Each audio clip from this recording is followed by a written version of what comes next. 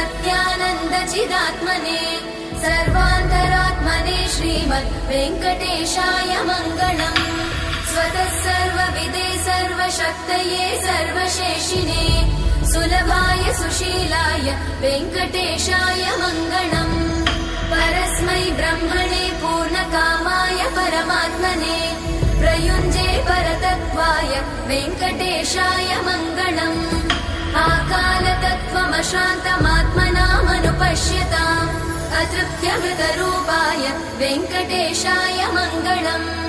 प्रायस्वचरणौ पुंसां शरण्यत्वेन पाणिना कृपया दिशते श्रीमद् वेङ्कटेशाय मङ्गलम्। दयामृततरङ्गिण्यास्तरङ्गैरिव शीतलै अपाङ्गैः सिञ्चते विश्वं वेङ्कटेशाय मङ्गलम्।